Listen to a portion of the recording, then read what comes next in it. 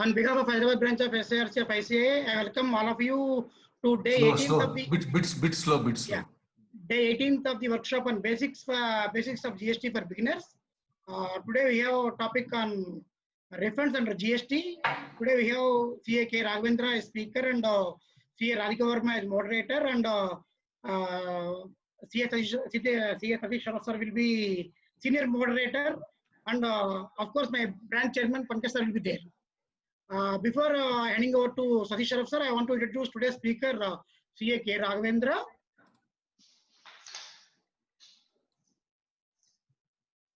Yeah, CA Raghavendra Kuncharapu, practicing chartered accountant and a partner in GPHK and Associates Chartered Accountants Hyderabad. He is a graduate of commerce from Osmania University and associate member of the ICAI. He completed a certification course on GST conducted by our ICAI. He is heading GST and indirect taxes team of GPHK Associates Chartered Accountants, providing service to more than 100 clients at various levels such as litigation, advisory, compliance, etc. He is into specialized practice of service tax and GST for the last 4 years. He took part in today's seminar on GST annual returns and audit organized by Hyderabad branch of SARC of ICAI, and I presented a topic on GST audit, planning and documentation. He also presented technical guidance on GST annual return and auditing GST and audit in the Commissionerate Hyderabad. He conducts corporate training on GST for their clients and regularly delivers lectures on weekly basis for in-house training of their article students and staff also. With this brief introduction, Raghavendra sir, before handing over to Satish Sharaf sir, I want to introduce today's moderator, CA Radhika Verma also. CA Radhika Verma is a qualified chartered accountant. She possesses 9+ years of experience in the fields of indirect taxes, and her core competency includes goods and service tax, central exchange, customs and foreign trade policy, special economic zone, and law and value-added tax.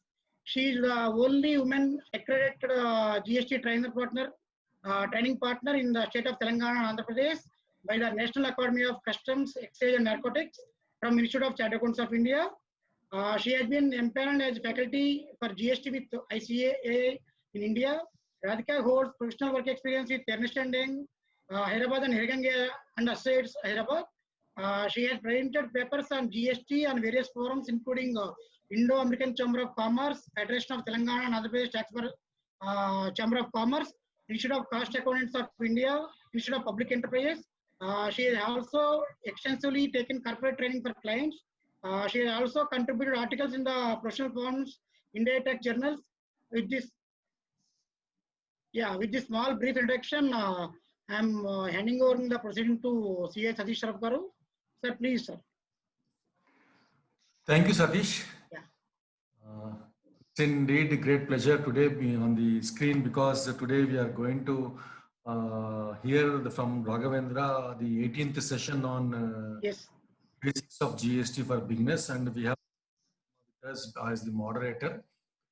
In our general day-to-day practice, we get a lot of calls from the client saying that in this situation, whether I'm eligible for refund, I'm having accumulated input tax credit, but I'm not an exporter, whether I can claim it as a refund or not.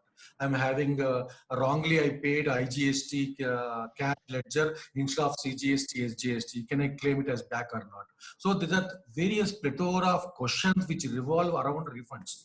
So today we have a right person to answer us on all these questions, whether what circumstances the refund is available, to whom it is available, when it is available, where it is available, and what are the various forms, procedures, and the parts of the rules and act which we need one has to look into that, and what are the forms to be required to be filed. All these answers now we are going to hear from Raghavendra, and in between I may appear once or twice, so I have to caution him that to maintain the limit of 1.5 hours for the session. And today I hope that we are going to get a lot of questions on refunds. All the participants, and Radhika is going to have a tough time. I think she has to be very ready for that, get ready for that. So so now it is already 5:04. So let us not waste much of the time, and I request Raghavendra to start his presentation. Thank you. Good afternoon to all my professional colleagues. Firstly, I thank Satish sir branch chairman and the Hyderabad branch of ICAI for giving me this wonderful opportunity to present on refunds. And I also thank for giving opportunity for young speakers like us. It is undeniable fact that all are facing tough times in this period because of COVID. Our clients are no exception for it. Our clients are no exception for it. In this situation, working capital becomes lifeline for any business. VCS, by way of timely refunds, can try to fill this gap of working capital, benefit the clients, and get benefited. This makes today's topic more important than usual times. Let's move on to the agenda of this webinar. Agenda. Today, I will drive you through the provisions relating to GST refund, make you familiar with key terms. I will also give a bird eye view of legal provisions, acquainted with types of refunds under GST. I will show you snapshot of refund procedure. I will run you through category of refunds, eligibility, restrictions, special provisions, and time limits under GST. If time permits, I shall run through GST portal refund application window, if at all time permits us. Before proceeding to main course, let me know how many of you have dealt with refunds till date. Pankaj sir, poll question 1 sir.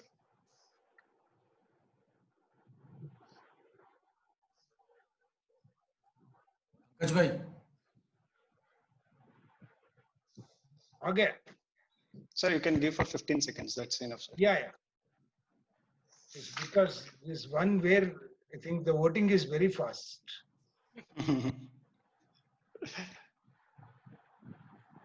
Okay, looks like only 20% of the participants are familiar with GST refunds. So this makes me get into more detail of the refund types. I thought it would be easier if most of them were familiar.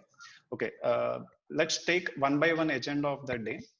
Moving to definition and key terms. Before giving the list of key terms under GST refund, let me bring out the importance of knowing these key terms. Why do we need to get familiar with key terms?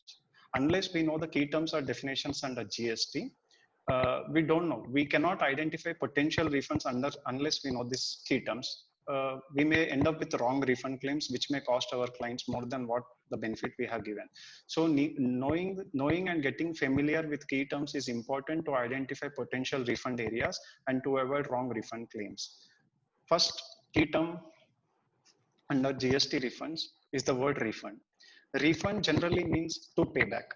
Section 54 of CGST Act includes tax paid on zero rated supplies, input tax credit on zero rated supplies, deemed exports, and inverted duty structure under refund definition. So generally refund means to pay back by the government to the registered person, and section 54 specifically includes zero rated supplies, input tax credit involved in inputs and input services relating to zero rated supplies, deemed exports, and inverted duty structure under refund definition.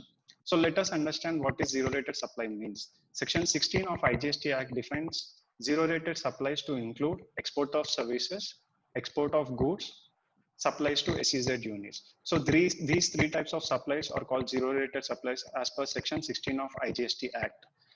There is one point we need to note here. As per section 16 and 17 of CGST Act, when we purchase some inputs, we cannot take input tax credit if it is used for supplying an exempt supply. But exempt supply, if it is a zero rated supply, we can take credit of the same and get this amount refunded also. What is meant by export of services? It is already discussed by earlier speakers when discussing place of supply provisions, but let me again define it. Let me again put it. Export of services means location of. I'm sorry to disturb Raghavendra. It seems Yes, there's a problem with the echo in voice is there. Kindly check that. Thank you. Oh, okay, sir. Yeah, and one more thing is by the time Raghavendra adjusts the mic, people are raising a hand. See, unless you come in chat and write, I want to talk, we are not giving you the mic. So those who raise hands, kindly again follow it up with chat that I want to ask a speaker about this thing, and let the program director decide whether you should be allowed to talk or not. Thank you.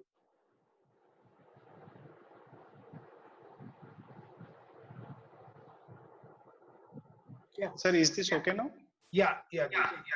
This is okay, sir. Okay.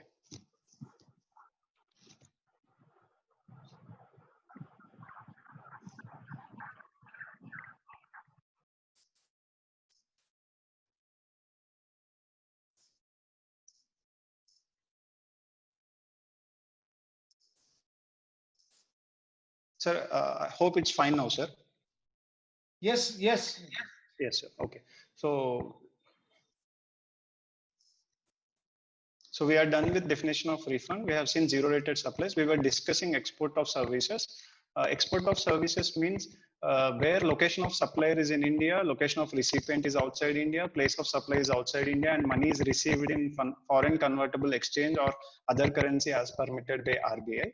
Export of goods means taking goods out of India to place outside India.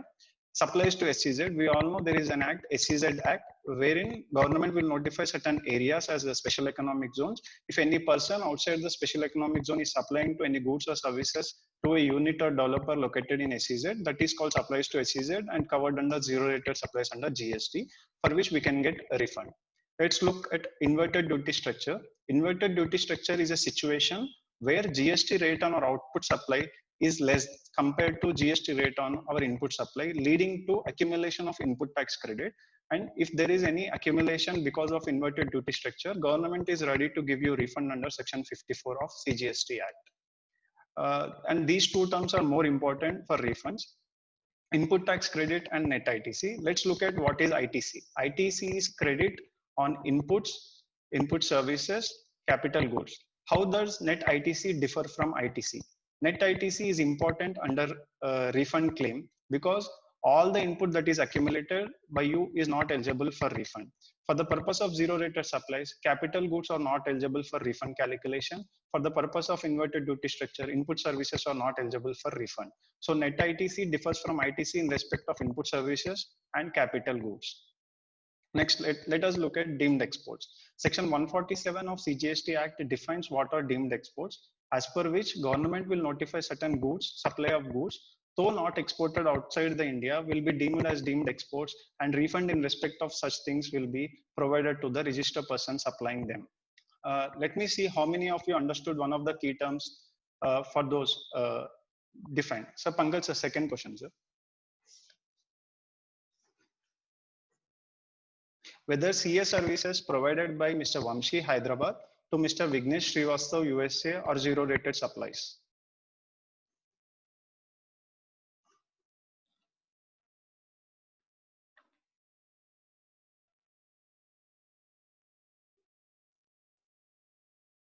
Let me see how many of you understood the 20, 30 seconds or stop? Sir, you can stop it, sir. You can stop it. Okay, 74% has said yes, and 26% differ from the 74%. Yes is the correct answer, but we need more facts to conclude that is the export of services. We discussed export of services means location of supplier is in Hyderabad. In this case, it is Hyderabad, that's done. Location of recipient, in this case, it is USA, that is also done. Place of supply for CA services is general provision, it is USA, that is also done. But we need to check whether consideration is received in convertible foreign exchange or not. Assuming consideration is received in convertible foreign exchange, and these two people being distinct person, not distinct persons, they squarely fall under export of services, and majority has won it. They are export of services, it qualifies as export of services. There is one more question which I want to pose, but this question will be asked at the end of the presentation. The question is, at what point, I mean, at what stage one must plan for refunds? Whether it is at transaction level or whether it is at happening of supply level or whether it is while filing GST returns, or at what point we need to plan for GST refund. Answer for this will be given at the end of presentation. Meanwhile, I shall move on to the next part of this webinar. This is snapshot of legal provisions. In total, there are 5 sections, 13 rules, 14 forms, which govern GST refunds. Apart from the above, we have few circulars and notifications which must be kept in mind before proceeding to refunds. On a funny note, let me ask one question. Which of the following has overriding effect? Which of the following has overrides the rest, whether Acts rules override GST portal or GST portal overrides Acts or rules? This is on a funny note, sir, nothing serious. It's just a funny note. I want everyone to vote for this because answer may be wrong, but it is on a funny note. You need to vote for it.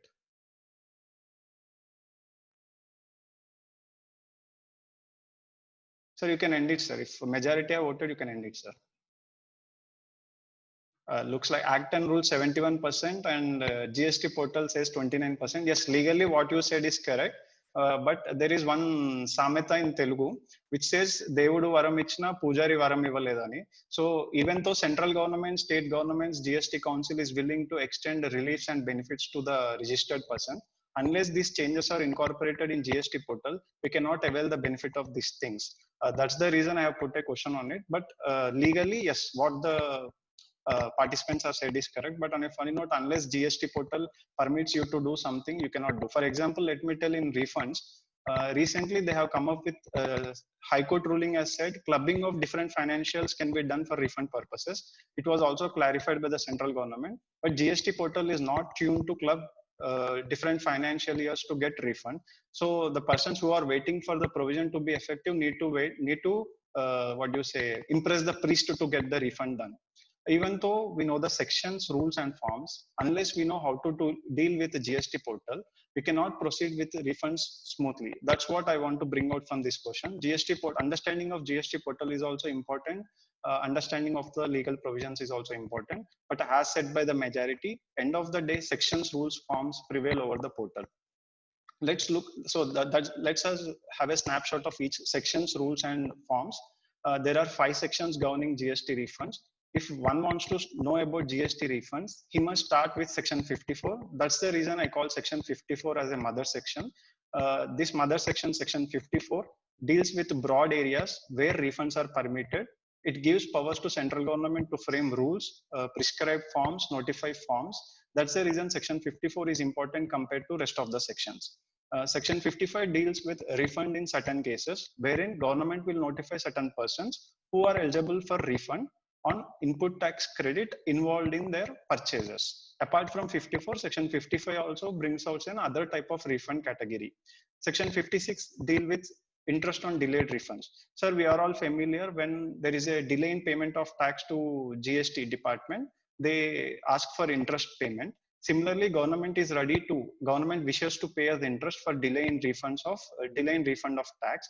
But even GST is acting like a bank, sir. Whenever we need to pay interest, it is at higher rate of 18%, but when the government wants to give us, it is comparatively very less. It is around 6% or 9% for there is specific thing, 6% and 9%. They are acting like banks.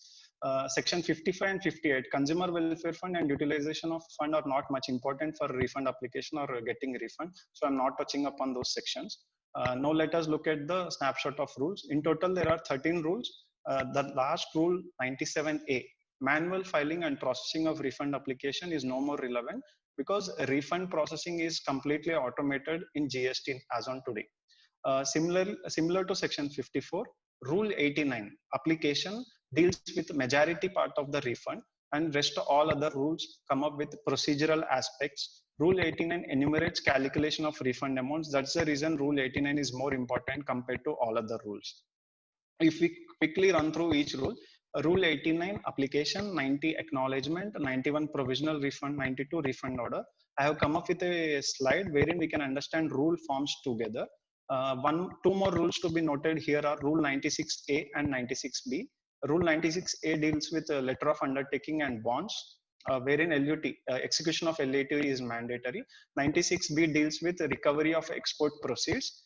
This is newly inserted rule wherein if the goods exported and refund is claimed but proceeds are not realized, government has the power to recover this refund with interest. Snapshot of forms, we have 14 forms. 2 forms, 01A and 01B, are not relevant because they were introduced for the purpose of manual refund processing. Now it is automated, so there is no relevance for these forms. If you look at the form, each form is framed in the sequence of order of processing of refund claims. Specific formats for communication are prescribed. RFD 01 and 01B are no more relevant. Now that we have a bird eye view of the provisions, rules and forms, let me get you acquainted with types of refunds. These are various types of refunds under GST. There is no specific section, rule, or circular which categorizes refunds into these types. The above categorization is done based on intention for review, applicable forms, formats, and common procedures. Broadly, refund will be given for tax paid by the registered person or input tax credit by registered person. Let's look at the types of refunds at a glance. Broadly, they are divided into zero-rated supplies, inverted duty structure, deemed exports, and others category.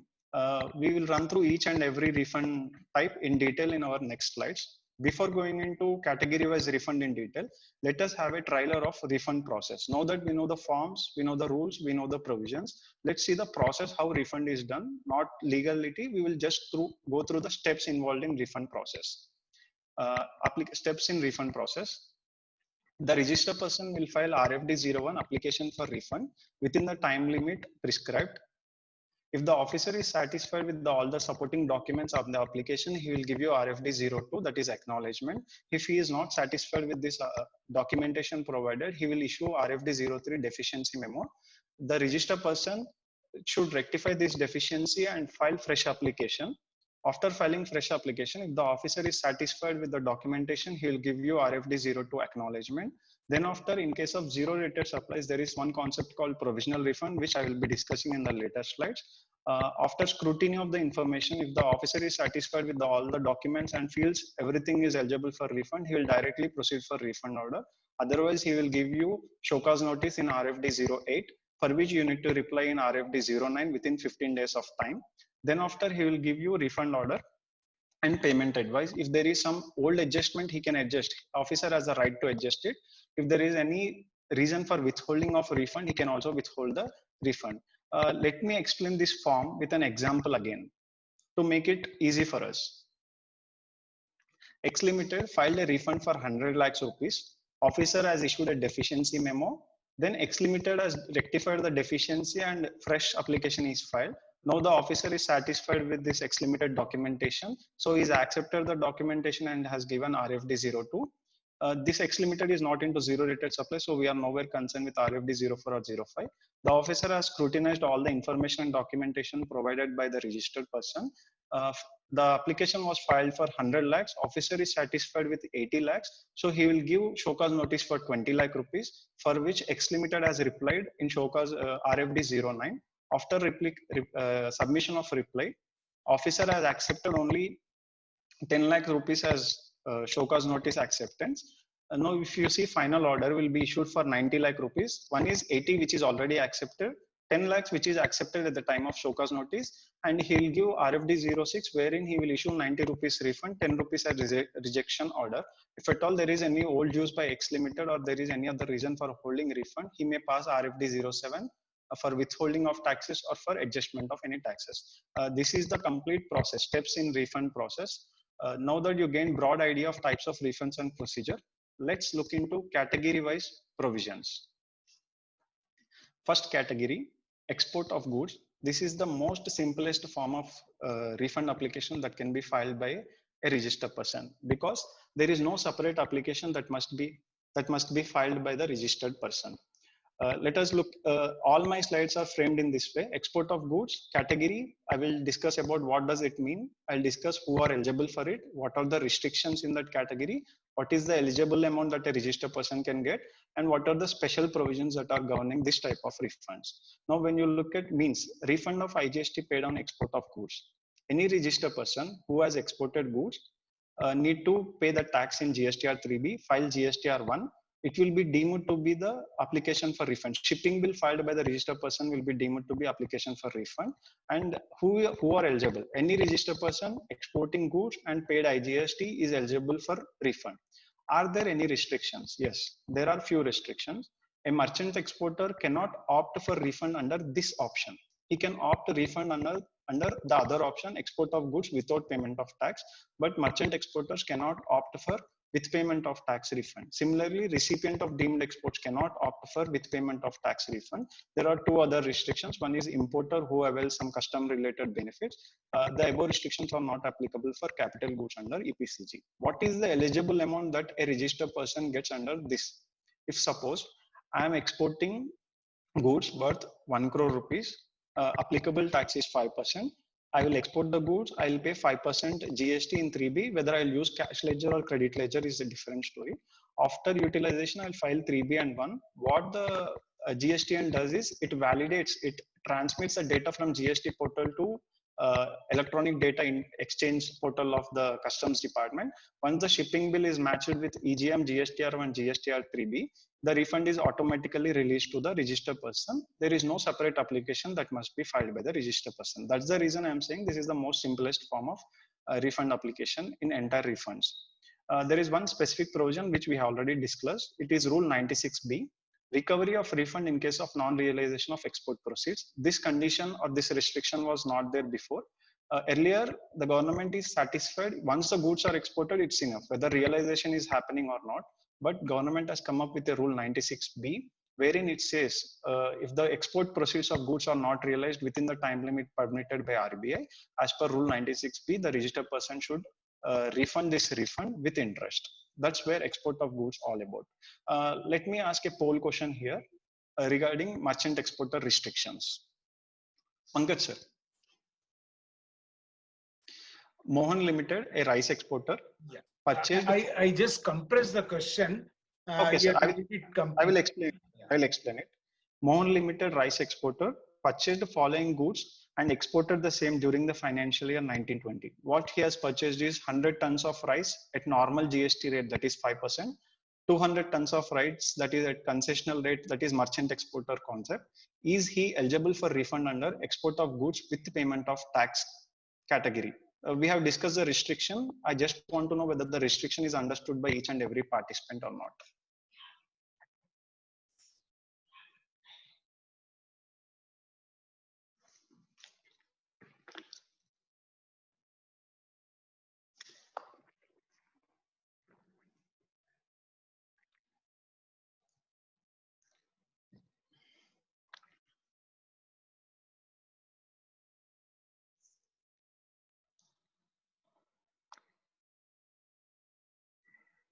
So 46% says yes, he is eligible for refund under with payment of tax category, and 54% says he is not eligible for with payment of tax category. Actually, both are correct, both are wrong. I will explain why. Because the restriction that is placed on not merchant exporter as such, the restriction placed in goods purchased under merchant exporter notification benefit and exported. If suppose Mohan is purchasing few goods under merchant exporter concept and exporting and few goods under normal concept and exporting, then he need to file two refund applications. One is for merchant exporter related application, that is without payment of tax option, and one is for normal purchases which he can opt for with payment of tax and get it refunded. I intentionally kept merchant exporters under restrictions because I want to note this point. The restriction is for the transaction, restriction is not to the exporter completely. So a merchant exporter can be a normal exporter and merchant exporter. He can claim refund under export of goods with payment of tax for normal exports, and merchant export he can use without payment of tax option. That is what I want to bring out. That's the reason I intentionally left the restrictions just for merchant exporter. Next, the restrictions are for particular goods and services and not for registered person. That point to be noted here. Let us move to the next category of refund. Export of services with payment of tax. What does it mean? Similar to goods, a service provider can export services with payment of tax. He will disclose the details in GSTR1. He will pay the taxes in GSTR3B of that particular month. Once the registered person has exported services and paid IGST, he becomes eligible for GST refund. Whether he'll claim refund or not is up to him, but he becomes eligible for that refund. Similar to goods, there are restrictions for export of services with payment of tax option under refund. Recipient of deemed exports and importer cannot avail this option. He will go for the other option which is available, that is without payment of tax option is there. He can go for that. What is the eligible amount that a registered person will get under refund? This category of refund, that is IGST paid on export of services. A person. Raghavendra, just nothing. It's going to be little bit slow because most of the people are beginners. So just getting some chat messages slightly slow. Yeah, here everything is clear, but because there are people like me here, so you need to consider us. Thank you. Yeah, sure. You want the speed to be reduced, sir? Little bit, yeah. Thank you. Okay, sir. Done, sir, done. So eligibility, any registered person, exported services and paid IGST is eligible for this type of refund. Restrictions are similar to export of goods, and eligible amount is the IGST amount which the registered person has paid under in 3B is the amount that he is eligible for refund under this category of refund type. This is not suggestible to those service providers whose employee pay cost is high compared to other costs. Unless you are having huge accumulated input tax credit, it is not suggested to go for this type of refund. It's better you go for export of services without payment of tax. If it is the other case, then it is better to go with export of services with payment of tax. One thing to be noted here is department, when you apply for refund, they are matching invoice numbers as per GSTR1 with the invoice numbers that are given in FARC, if at all. There are few banks which quote FARC invoice numbers in FARC. In such case, it should be matched. In other case, that is not a problem. There is one question I need to ask here just to test the participants. Raghu, exports, sir, poll question, sir. H&S Limited exported services of rupees 1 crore, charged GST 18% and collected the same from their recipient. Can they claim refund under this with payment option? That's the question. It's very simple question, but a bit tricky.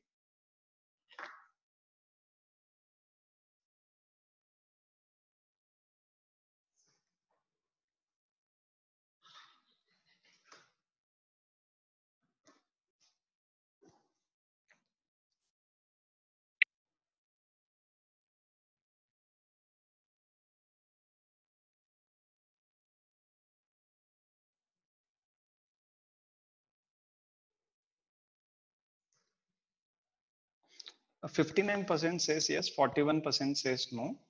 Yes, as per the restriction column that is explained by me, whoever said is yes is correct. But there is some logic here, sir. A person cannot be benefited twice. If you are collecting IGST from your customer, it is not you who have taken the burden of the tax. It is your recipient who has taken the burden of tax. In such case, you are not eligible for refund with payment of tax if you are collecting IGST amount from your customer. Then there comes a doubt how we need to raise an invoice. We need to raise an export invoice with payment of tax. We will charge IGST amount in it. We will also specifically mention that IGST need not be paid by you. We will claim refund under it, and we will not collect IGST amount from our recipient. We will show it in 3B. We will pay it through ITC or cash and then get it refunded. We cannot get a refund, benefited twice. Dual benefit is not possible. There is no specific barring in this particular slide or the provision, but that is incidence of tax related rule is there that is applicable. So there is no declaration or CS certificate to be produced, but that one thing to be kept in mind. We are done with export of services. Let's move to the next category, the most important category. This is the most common type of refund applicable to many of the exporters. When we talk about particularly about Hyderabad, which is a software hub, many software companies will opt for this type of refunds. This type of refunds service category, it is suggestible to go for this. If at all there is a person who has done initial investment, he has done a lot of capital investment and has input on capital goods, then it is better for him to opt for export of services with payment of option. Otherwise, it is better for export of goods or services without payment of tax option. Next, let's look into each and every category. A refund of tax paid on inputs and input services utilized in export of goods or services under cover of LUT or bond without payment of tax. What happens here is, unlike with payment of tax, the exporter does the export of services or goods. He does not charge any IGST. He does not pay any IGST to the department or government. After the service is done, after filing 3B and 1, he will go for an application. He will go for an application for getting refund of input tax credits that are utilized for making the supplies. In the last two categories, what happened was we paid tax to the government and then asked government to give us the refund. Here we are not going to pay any outward tax to the government, but we are going to claim input tax credit, which is accumulated on account of zero rated supplies without payment of tax as a refund. That is the difference between export of goods or services with payment of taxes and export of goods or services without payment of taxes. Who are eligible for these types of refunds? any registered person supplying goods under LUT or bond are eligible for this type of refunds. We already dealt rule LUT and bond is mandatory before making any export. Registered person should apply letter of undertaking with the department or bond with the department, and then he is given the right to export without payment of taxes and get the refund of input tax credit that is accumulated. Similar to export of goods and export of services with payment of tax, there are certain restrictions placed here also. Section 54(3) deals with it. Goods exported, if the goods that are exported are subject to export duty, then the registered person is not eligible for getting refund of input tax credit in supplying those exported goods. Similarly, any person availing drawback of central tax or claims a refund of IGST paid on supplies, that person is also not allowed to claim refund of input tax credit that is accumulated on account of export of goods or services without payment of taxes. These two are the restrictions that are imposed for this particular category of refunds.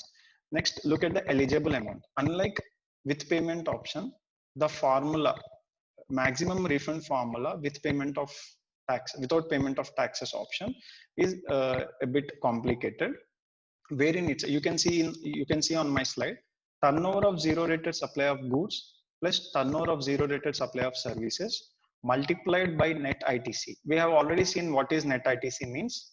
We will once again see what is meant by net ITC divided by adjusted total turnover. So the maximum refund that is permitted to a registered person under this option is given through a formula wherein turnover of zero rated supplies and zero rated services are clubbed.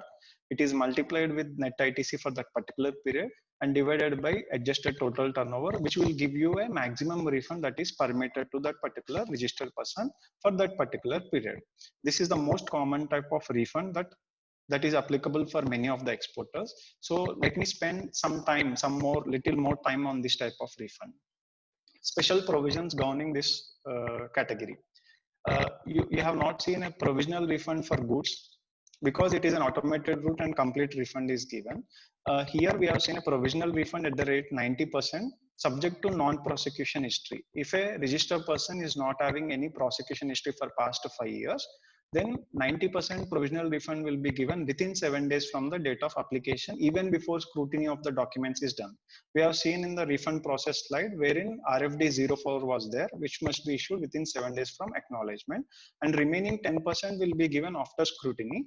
If at all the officer decides you are not eligible for that 90% also, then he will give a show cause notice and he will also serve you a recovery point in that show cause notice wherein you need to pay back that balance amount to the government. There is two more things which we need to note here: withholding of refund and adjustment of refund. We have seen this form RFD 07, wherein if at all the registered person has defaulted in furnishing any GST returns or there is any old dues relating to the registered person, the officer can withhold the refund or adjust the refund by way of issuing RFD 07 Part A or Part B. And there is a recovery of refund on export of goods where export proceeds not realized. That is Rule 96B applies to this type of this category of refunds also. Let us analyze the eligible amount formula in detail. Turnover of zero rated supply of goods. Lower of the value of zero rated supply of goods made during the relevant period, or 1.5 times of similarly sold goods by the supplier, whichever is lower. Earlier, this 1.5 times condition was not there.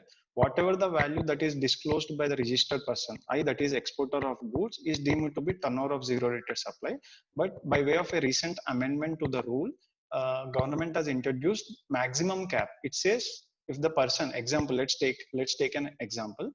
A person has exported 100 rupees worth goods, but similar goods are sold in domestic market at 50 rupees, then the value of zero rated supply of goods for refund purposes, it is only for refund purposes, is either 100 rupees or 1.5 times 50, that is 75 rupees, whichever is less. In my example, 100 rupees was the actual export value. Similar goods were sold for 50 rupees. So deemed value is 75 rupees, whichever is less, 100 or 75, whichever is less is considered as turnover of zero rated supply of goods. In this case, it is 75 rupees. Now you may ask a question, how does it make a difference?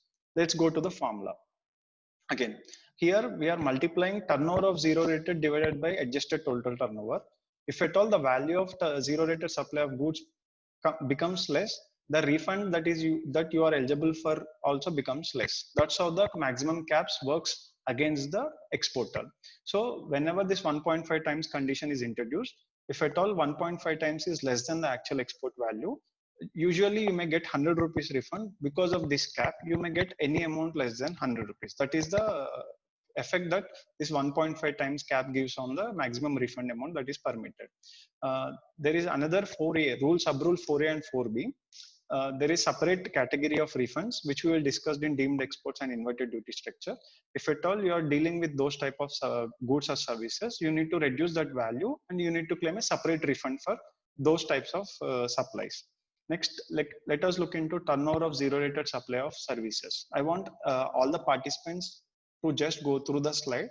Then I'll give a simple logic how to derive the turnover of zero rated supply of services. Just go through the slide.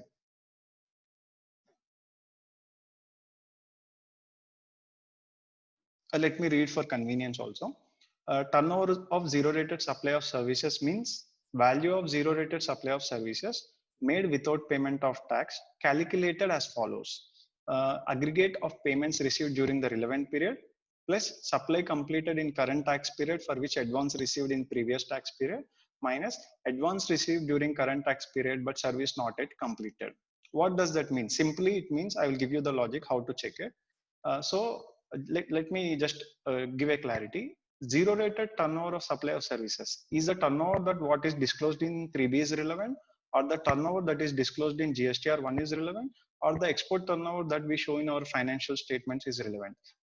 For refund purposes, all these three are not relevant. There is a separate formula that is given by Rule 89, which says the slide, whatever I presented, they have taken amount, they added something and they reduced something, that gives out the formula. So even if you have disclosed something in 3B in your 1 and your financials, you need to derive turnover of zero rated supply of services only through this formula. Even the officer is bound to derive the turnover in this formula only.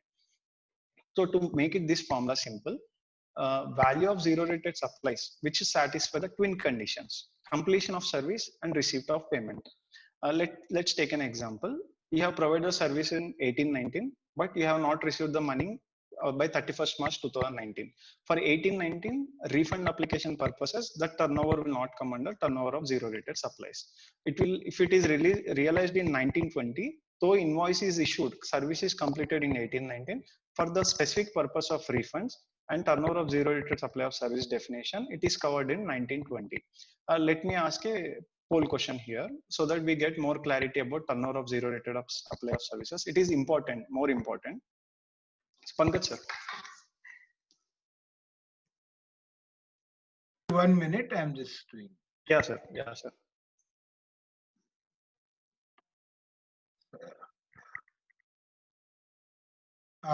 It is the after the H&S question, no? Yes, sir. It is after H&S limited question. Done. Yeah. Let me read for the convenience. Export of services provided during 1920 financial year and payment is received in financial year 2021. Is this covered under turnover of zero rated supply of services?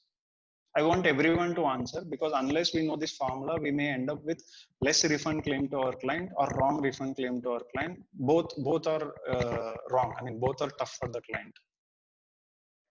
If we claim less refund, he loses some benefit. If we claim more refund, and if the department does it in audit, they'll collect it with interest. So understanding this formula is important. Sir, keep it for 30 seconds, sir, these two questions. So,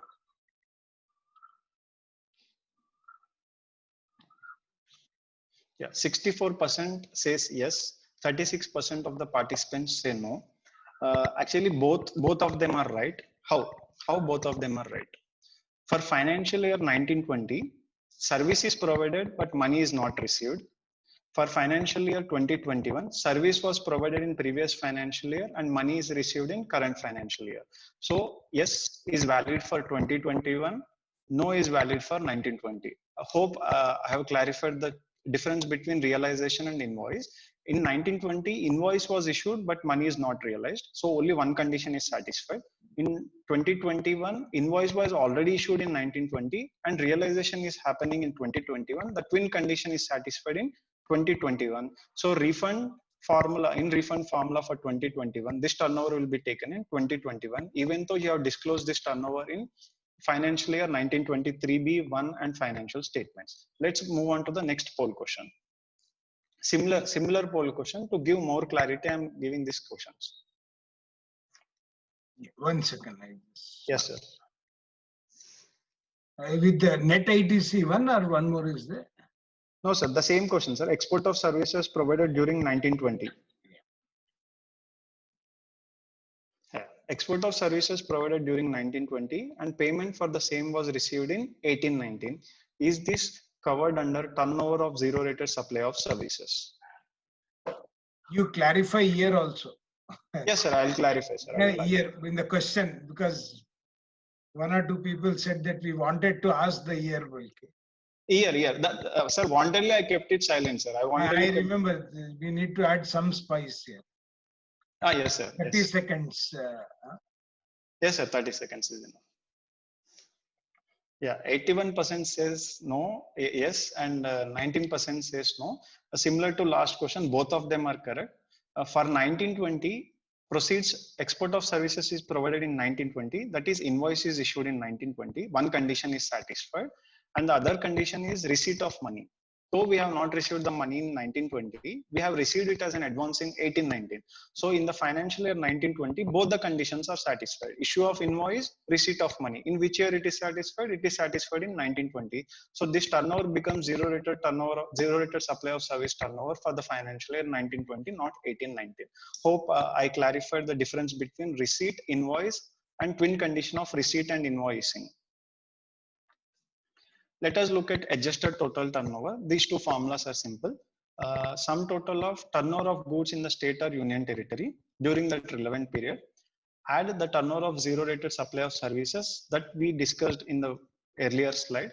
Next, let reduce value of exempt supplies other than zero rated supplies. Next, rule 4A 4B turnover is reduced. That's how we come with an adjusted total turnover. I have placed a specific question for the entire calculation of refund, sir. We will get the clarity with that question. Next, net ITC. ITC availed during the period on input services, less input and input services utilized for subrule 4A 4B supplies, for which we will file separate refund claim to be removed from this net ITC formula. So point to be noted is capital goods input is nowhere involved in this formula. Even though you are having so much input on your capital goods, for the purpose of refund under this category, that amount is not included in net ITC value. So what you should do in that case is, if at all you are eligible for export of goods or services with payment of taxes option, it is suggested to go for that type of refund for initial years. After your capital good ITC is exhausted, then you go for export of goods or services without payment of option. So initial years we go for export of goods and services with payment, and later years we will choose for export of goods or services without payment. Pankaj sir, you can run the poll after 10 seconds, sir. Let them read this question and then you run the poll.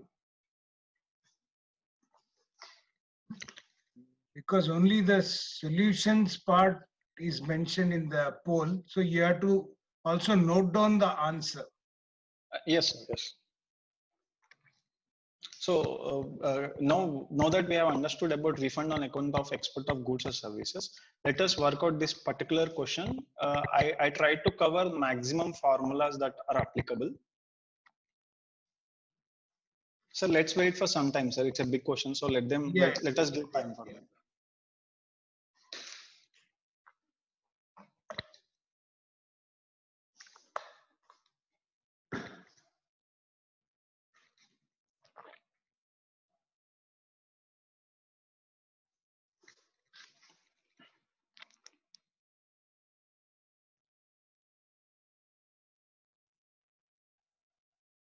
So I will also start reading the question. BHK Limited has following transaction during financial year 1920 and disclosed the same in their GST returns. What are the transactions that they happened in their company? They have a domestic turnover of 5 lakh rupees.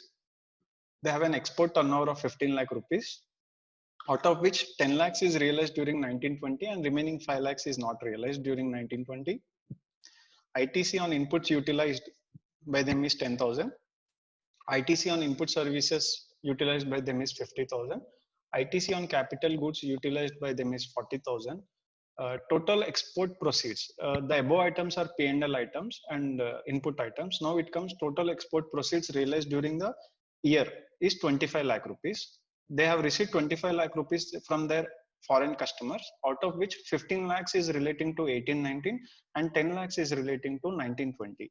Now the questions are, I am coming from the base question to the refund amount so that I can cover the entire refund formula. What is the net ITC in this particular case? Sir, you can run the first poll question, sir. What is the net ITC in this particular case? Whether it is 1 lakh or whether it is 10,000, whether it is 60,000 or whether it is 90,000. I will explain why it is 1 lakh or why it is 10,000. Why it is correct. The correct answer will be explained by me. What is the net ITC in this particular case? Sir, I want everyone to, every participant to participate in this poll. Unless you do, I cannot understand whether you're getting the subject or not.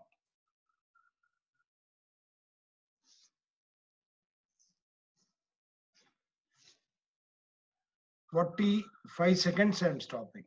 Sir, yes, sir, yes.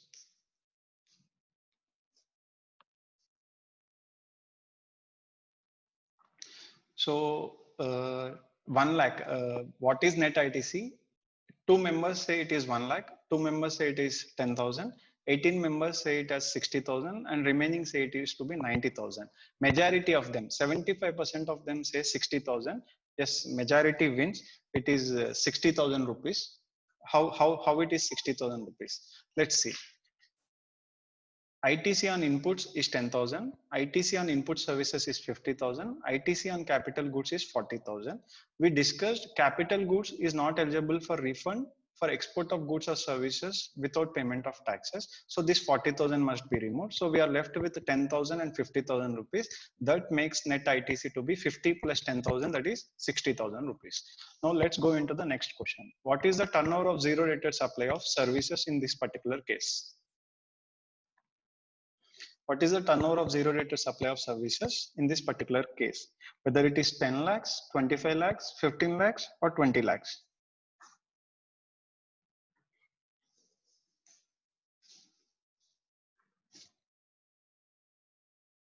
So keep it for 30-40 seconds, sir, because this is more important. No problem. 40 Yes. seconds I'll keep. Yes, yes, yes, yes, sir.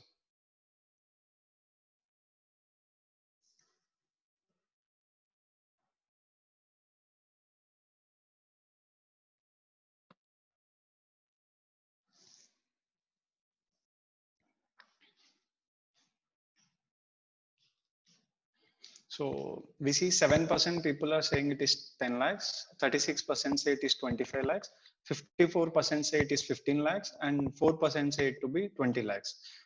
This time majority has gone wrong. They are saying it 15 lakhs. Let me explain why they are thinking it to be 15 and why it is not 15 also. The answer is 25 lakhs. Let me show you the slide once before going to the answer.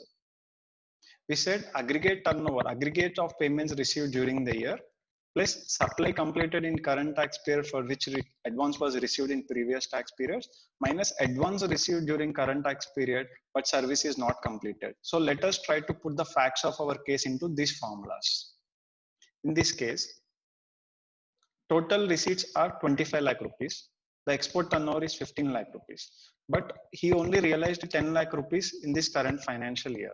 So out of 15 lakh rupees, only 10 lakh rupees is satisfying the twin condition. That is issue of invoice or completion of service plus receipt of money. So we shall carry this 10 lakhs to the turnover formula. Next, we come to the downline. Total export proceeds realized during the year are 25 lakh rupees, out of which 15 lakhs is relating to 1819. 10 lakhs is nothing but the 10 lakhs which we realized in 1920. So out of this 25 lakhs, 15 lakhs is already invoiced or completed in 1819 and realized in 1920. So the twin condition is satisfied in 1920. So this 15 lakhs is also carried forward for the calculation of turnover of zero rated supply of services. So the 10 lakhs that we are carrying from above and the 15 lakhs relating to 1819, 15 plus 10, that will make 25 lakhs. So export turnover, zero rated export of supply of services turnover for financial 1920 is 25 lakh rupees. Next, let us move to the next question. What is the total adjusted turnover? What is the adjusted total turnover? Whether it is 20 lakhs, whether it is 15 lakhs, whether it is 30 lakhs.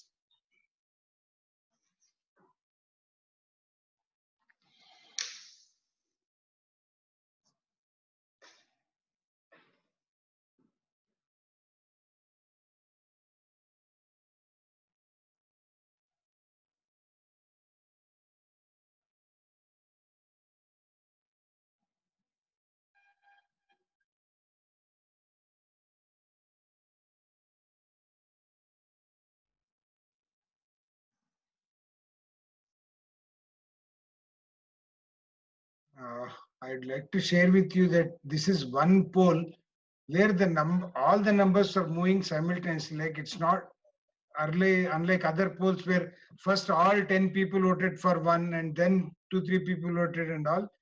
The number was hitting every number throughout the poll. So let's see the poll results. 38% say it is 20 lakhs, 34% say it is 15 lakhs, 28% say it is 30 lakhs. The right answer is 30 lakhs. It is not the majority what is 20 lakhs. How it is 30 lakhs? Let's once again go to the calculation slide. Adjusted total turnover, the turnover of goods in a state or union territory, turnover of zero rated supply of services determined as per the rule. Next, turnover, we remove exempt supplies. In our example, there are no exempt supplies, so there is no relevant. And rule 4A, 4B supplies are not there in my example. It is not relevant. So let's see the calculation. Domestic turnover. Turnover of goods or services. Domestic turnover should be carried for the formula. Export turnover, that we have already decided it to be 25 lakh rupees. So 25 plus 5 lakhs makes it 30 lakhs. So adjusted total turnover for financial year 1920 is 30 lakhs.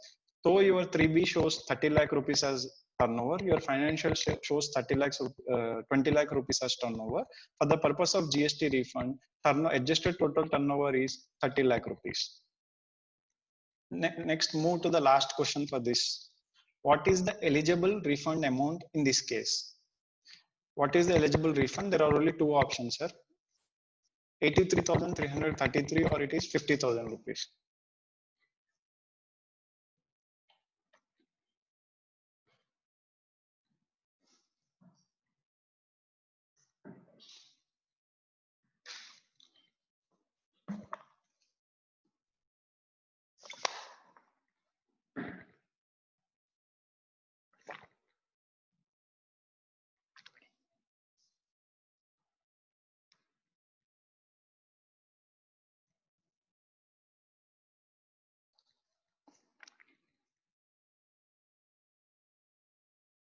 There ends the poll.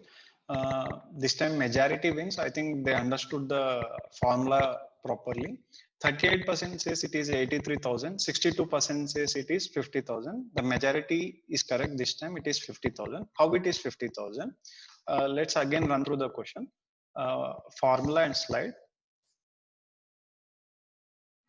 Turnover of zero rated supply of goods plus turnover of zero rated supply of services into net ITC divided by adjusted total turnover. My questions covered all the 4 parameters. Let's put the facts into this question. We decided net ITC to be 60,000 rupees. We have decided turnover of export of services to be 25 lakh rupees. And then we have decided adjusted total turnover to be 30 lakh rupees. So 25 lakhs divided by 30 lakhs into 60,000 will give us 50,000 rupees. So eligible refund amount in this particular case is 50,000 rupees. Total net ITC was 60,000. Because of the proportion of export turnover to total turnover is factored, the eligible refund is 50,000 rupees. So if you make any mistake in coming up with any of the parameters, I think net ITC or zero rated supply definition or adjusted turnover, the eligible refund amount will change. You either end up with losing the refund or getting an undue refund, which may be recovered by department with interest and penalty. Now that we are done with the major part, export of goods or services without payment of tax, which is the major option that is opted by exporters in Hyderabad and in other parts of the country also. Let's move to the next category of refund. That is supplies to SEZ with payment and without payment of tax. I will also give you an example to make it understand. What is supplies refund under supplies to SEZ with payment or without payment of tax? Similar to export, there is a person located in Banjara Hills. There is a software company which is located in SEZ unit Madhapur. This software company has purchased certain goods or took certain services from the supplier located in non-SEZ area. This supplier invoices to this SEZ, and this particular supply is covered under zero rated supply. And this supplier has two options. He can charge GST in that bill, get and pay it to the government and get it refunded, or he will not charge any GST in the bill. He will issue the invoice to his recipient.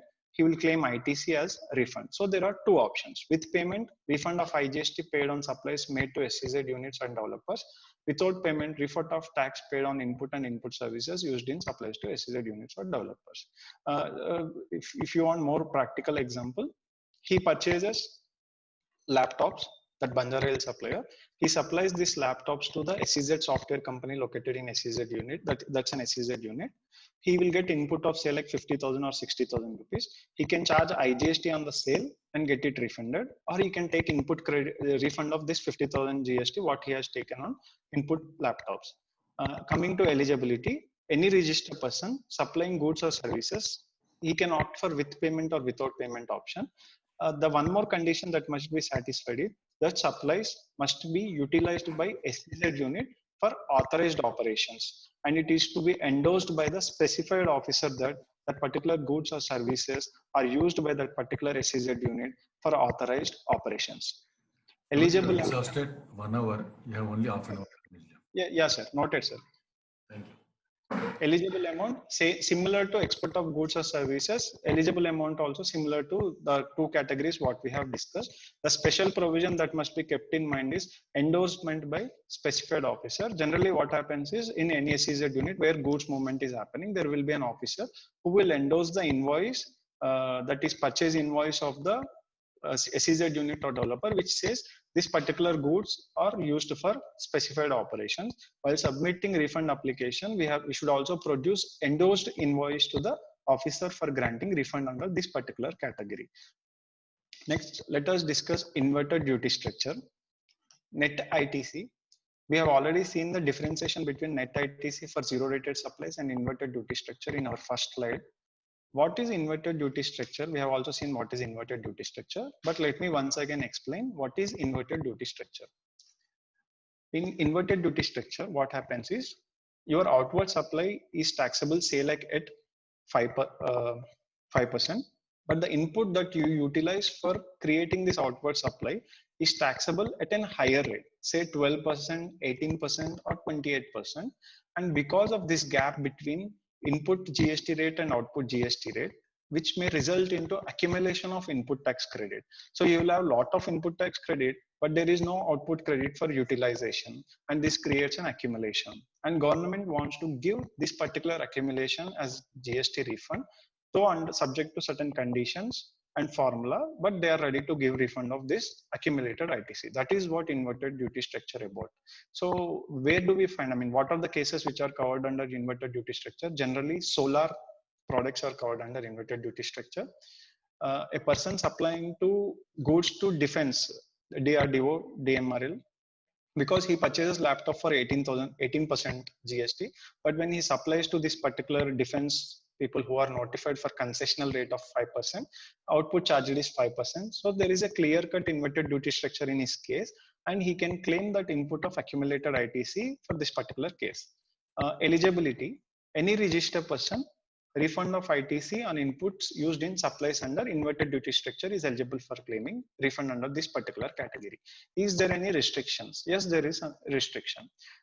Just because a item is exempt and nil rated, you cannot say all the inputs that I'm purchasing are taxable at higher rate and my outward rate is nothing, so I will claim refund. You cannot say that. Specifically, if your outward supplies are nil rated or fully exempted, then you are not eligible for refund under inverted duty structure. In first case, section 16 and 17 itself bar you from taking input tax credit relating to these goods. And secondly, even under refund provisions, you are not eligible for claiming inverted duty structure refund for outward supplies which are nil rated or fully exempted. And government has also retained a power wherein they will notify certain types of supplies for which you cannot go for inverted duty structure refund. There are so many supplies that are notified, one among them being construction services. Let's look at the eligible amount formula. Even the eligible amount formula for inverted duty structure is somewhat complex or similar to that of export of goods or services without payment of taxes. Let's look at the formula. Turnover of inverted duty structure, supply of goods or services into net ITC divided by adjusted total turnover minus tax payable on IDS inverted duty structure supply of goods or services. So we can identify what all our outward supplies on which output tax rate is less compared to inputs. That form through that identification we can come up with the turnover of inverted duty structure amount. Then we will go with net ITC. Here, unlike zero rated supplies, net ITC includes only input tax credit relating to goods. We should remove input services and capital goods from the definition of net ITC. Divided by adjusted total turnover minus the tax that we have paid on inverted duty structure. That will give you eligible amount, maximum refund amount under inverted duty structure. Similar to without payment of taxes for exports, there is also withholding provision or adjustment provision which an officer can use and withhold your tax refund or adjust the tax refund. So we are done with inverted duty structure formula and we know what is the eligible amount that we can claim under inverted duty structure. Let's look at deemed exports. I have not discussed about deemed export majorly in the key terms or important definitions part. Let's get into what is deemed export. Deemed exports is only with respect to goods wherein government will notify certain supplies under section 147 which though the goods are not exported out of India will be considered as deemed exports, and this particular supplier or the recipient is eligible for refund under deemed exports category. So the option here is given to two people. Either the supplier of goods can claim refund for deemed exports or the recipient can claim the refund of deemed exports. Dual benefit cannot be done. I mean, both the supplier and recipient cannot take the benefit. Either the supplier or the recipient will take the benefit. Eligibility, any registered supplier or recipient, the condition is the goods that are supplied under deemed export must have been manufactured in India. If suppose you have imported some goods from China and you have supplied for EOUs or STPs and say it is deemed export and get refund, it is not possible because it doesn't fit in the definition of goods manufactured in India. Then the supplies must be notified under section 147. As on today, the supplies to EOUs, software technology parks, electronic parks, biotechnology parks are covered, notified under deemed export concept. Just for an example, we'll continue with the another example relating to Hyderabad. There is Genome Valley in Hyderabad in Turkapalli area, which is covered under biotechnology park zone. If there is a company located in that biotechnology park zone and he is also registered as an 100% EOU, he procures some APIs from suppliers outside that zone, and that particular transaction he is supplying it to EOU, which is covered under section 147. If that API is manufactured in India, it is also satisfying the condition of goods manufactured in India. Then this particular transaction is covered under deemed export under section 147. Either the supplier or the recipient who is located in that biotechnology park can claim refund of tax involved on the deemed exports. Both supplier and recipient cannot claim it simultaneously. So what the department has come with, they have come up with a declaration. If the supplier is claiming the refund, then he should bring a declaration. He should give a declaration that recipient has not claimed the refund or input tax credit on that service. If recipient is claiming the refund, then he should say supplier has not claimed any refund on this particular transaction. That's how the refund for deemed exports is granted. Now we are done with major refund types under GST. Let's look into time limits for the major types and then proceed to other category refund types which are less complex in understanding. time limits. Export of goods, we will run through time limit for each and every category, and we will come up with few examples.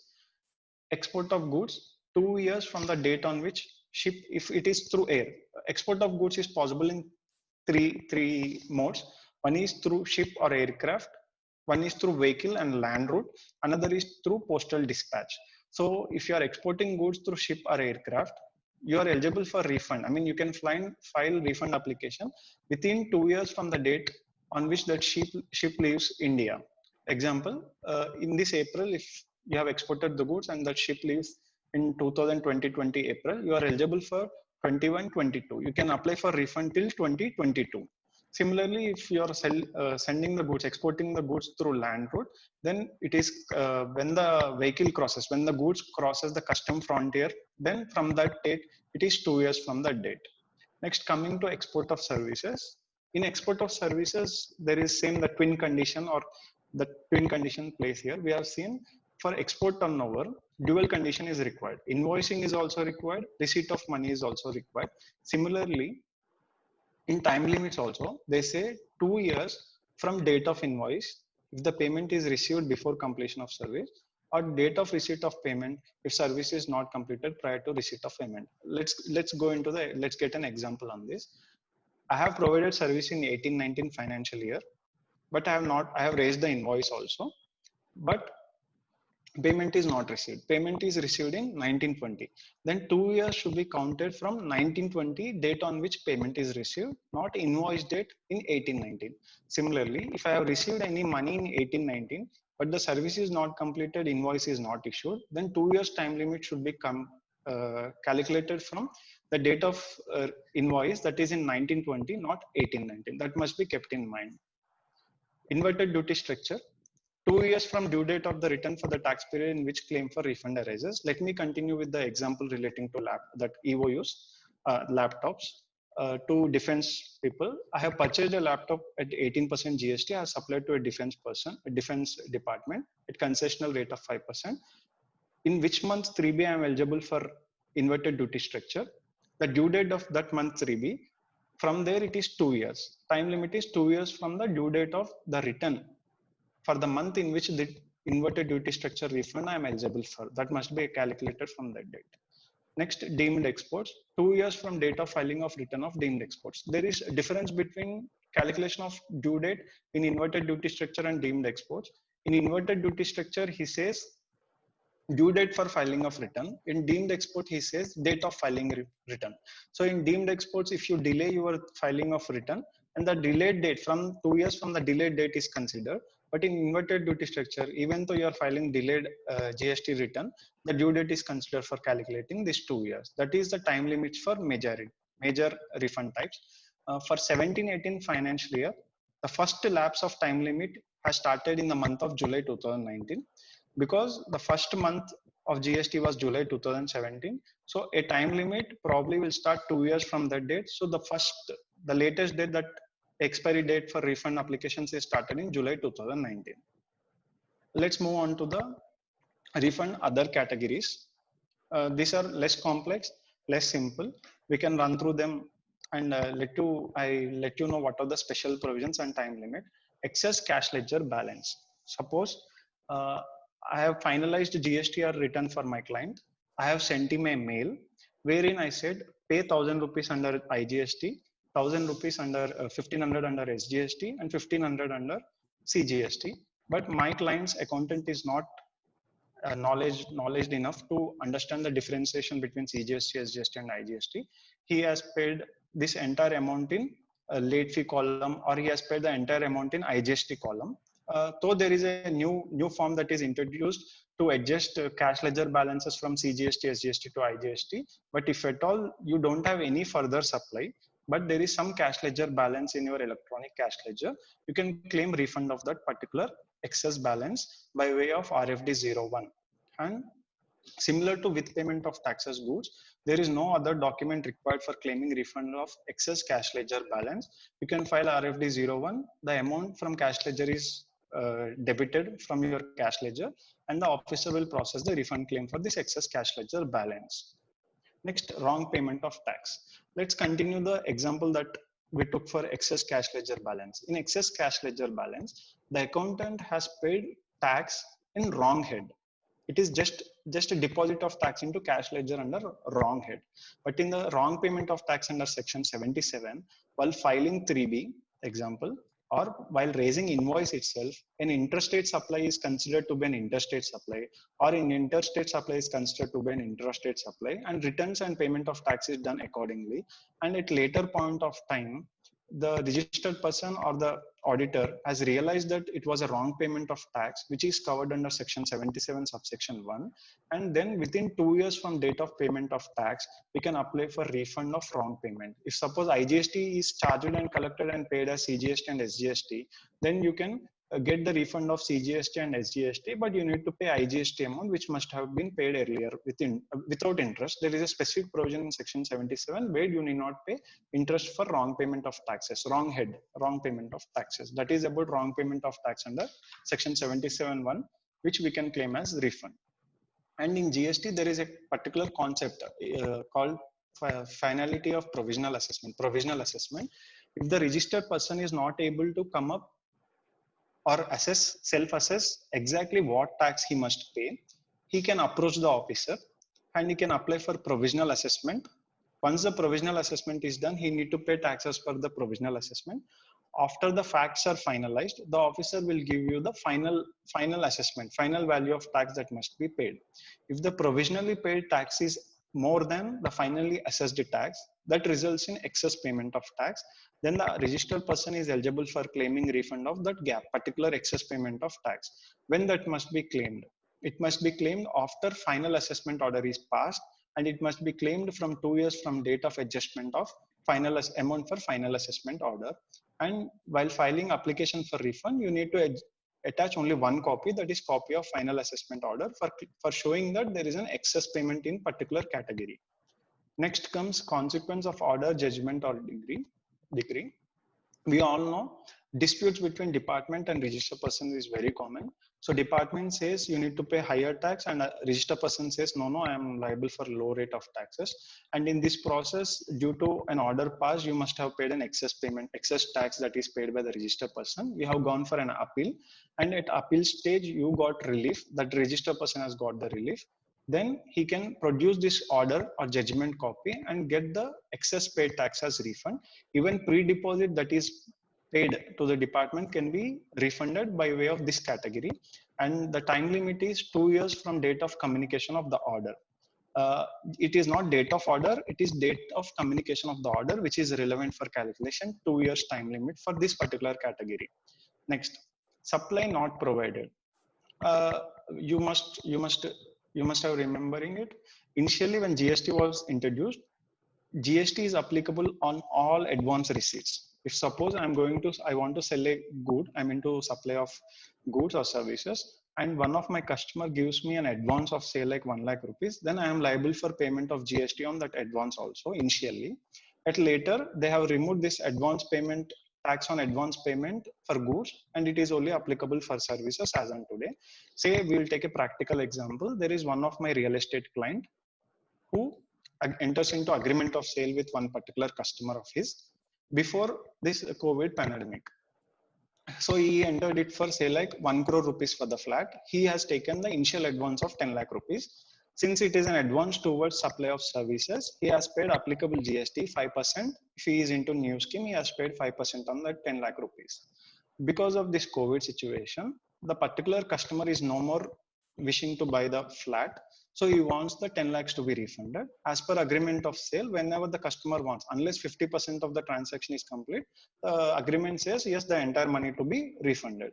After 4 months or 5 months of time, say like in the December month of this year, the customer requests for refund of the 10 lakh rupees. But my builder, my client who is into real estate construction of building has already paid advance GST on that advance payment. So now he can claim 5% of the tax which he has paid in advance by way of this category, supply not provided or refund voucher issued category within 2 years from the date of payment. If suppose he has paid it in the month of March, from March 2020 to 2 years, that is 21 and 22 March, he can claim within 2 years from the date of payment of tax. There is a residual category, any other tax. in which we can claim refund under this category. Only thing that you need to prove is you have taken the burden of tax and you have not passed on the incidence of such tax to any person.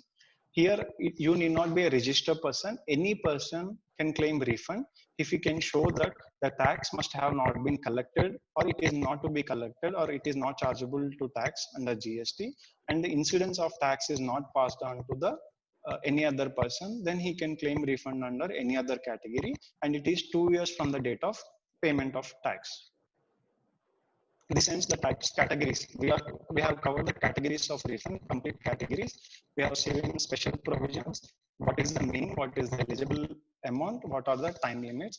Let's move into section 55, which covers refund to notified persons. We have already discussed section 55, wherein central government has a power to notify certain persons who will be refunded the tax paid on supply of goods or services or both that are received from them. Who are the persons covered under this notification? These notified persons: UNO bodies, embassies, consulates, and there is a list of persons who all are eligible for this refund. So what happens is, say like there is an embassy in Hyderabad of USA. They procure goods for utilization in their office and they pay GST on this particular goods. They can claim the GST that is paid on this particular goods or services under section 55. That is section 50. That is what section 55 talks about. Next, eligibility is nothing but persons whoever notified under section 55 are eligible for getting refund. The only proof must be is proper invoice wherein details of the person who has purchased, details of the person who has sold, GST amount, GST numbers, and unique identification number are mentioned. Coming to time limit, unlike other types of refunds, for all other types of refunds, time limit is 2 years. But for this particular type of refund, it is 6 months from the last day of the quarter in which such supplies were received. If suppose for 2021 Q1, April, May, June, I have received some goods, from the end of 30th of June, within 6 months, I need to go for refund claim. What is the amount that I'm eligible for? If suppose that embassy has went out as purchased some tables or chairs for using their office, the tax whatever is paid on the chairs or tables, then they can get the refund of the taxes. Next, special provisions. All categories of refunds must be filed in RFD 01, but section 55 category refund must be filed in RFD 10, not RFD 01, and there must be a statement of inward supply GSTR 11, which must be showed as a supporting document for this type of refunds. Point to be noted here is time limit for this type of refund is less. It is not 2 years, it is 6 months from the end of the quarter. With this, I end the category of refunds, provisions, eligibility, and time limit. Let's go into documents and statements that are required. Documents and statements to be submitted along with refund application are mandated under various sections and rules of CGST law. Apart from this, CBIC has issued a circular number 125 by 44 by 2019, dated 18th November, wherein they have come up with an exhaustive list of documents and statements to be submitted along with application for refund. There is a big list of documents, category wise list is given, and in that also they have bifurcated between those statements or documents which should be submitted in online mode and those documents which must be attached as an supporting documents to the refund application. First, let's see what are the common documents that are being asked, then we'll go for the list. We'll just run through the list once. So common documents or supporting are generally outward supplies, inward supplies. ITC reconciliation need not be submitted to the department. Based on ITC reconciliation, we will come up with copy of GSTR 2A and copy of invoices which must be submitted to the department. Next, FARC, BRC is not BRC, it's BRC. In case of export of goods, export of services, FARC, BRC play a major role. There is this circular called circular number 125 by 44 by 2019. I'll open the circular after the entire presentation is done. We'll just run through the list and we'll end it. Next, moving to miscellaneous provisions. We have gone through the categories of refunds, eligibilities, and time limits. Let me run through the miscellaneous provisions under GST. Interest on delayed refund. We have already discussed. Government is ready to pay interest on delayed refunds. If it is delayed beyond 60 days from the date of application, they will be paying 6% interest for the delayed amount. Up to 60 days, there is no interest. From the 61st day till the date of credit of refund to our account, they will pay us 6% interest. Next, there is a restriction Though it is not directly related to refunds, Rule 36(4), you must be knowing it. 10% of the amount that is appearing in GSTR 2A is eligible for claiming as refund. Government has come up with a recent clarification or circular wherein it says only those invoices which are appearing GSTR 2B must be claimed as a refund. But legally this can be challenged, but it's better for us to keep this point and comply with it, get all our suppliers upload the input invoices into GSTR1 and get it reflected in GSTR2 and then go for refund. Then there is a fund called Consumer Welfare Fund and Utilization of Fund. The purpose of this fund is whenever a person applies for a refund application under Section 54, generally if the officer feels that yes, this person is eligible for that amount should be refunded, generally he is given the power to credit it to Consumer Welfare Fund unless the categories of refunds which we have discussed. So when generally if any excess tax is collected, that will be transferred to Consumer Welfare Fund, and from that fund that will be utilized for the benefit and education of the consumers. That is about Consumer Welfare Fund and utilization of that fund. Next, there is another concept, another rule which was recently introduced, that is proportionate cash and credit refund, Rule 92(1)(a). Earlier, I'll give an example to make this understand. Earlier, what is to happen is, I will export goods. I will pay it most of through credit. I will only utilize 20 rupees as cash, 80 rupees from credit ledger and 20 rupees from cash ledger, and I will export the goods and I will ask for the refund. What happens? Though I have utilized 80 rupees from the credit and 20 rupees from cash ledger, when I apply for refund, government will give me 100 rupees into my cash ledger, cash in my bank account. So few people have utilized this benefit. They undue took this ITC of 80 rupees, converted into cash in their bank accounts. So government has come up with this new rule 92, which may be challenged. But as on today, as per this rule, the refund will also be credited in the same proportion in which liability is adjusted with cash or credit. If suppose I am paying 50 rupees from cash ledger and 50 rupees from credit ledger towards an auto liability of 100 rupees during a period, whenever I apply for a refund, he will also give me refund 50% of the refund into my credit ledger and 50% of the refund into my bank account. Earlier it was entire 100% into my bank account. Next, LUT or bond, Rule 96. LUT or bond is a mandatory application that must be made before starting of the financial year. Unless you execute a LUT or bond, you are not eligible for exporting goods or services without payment of taxes.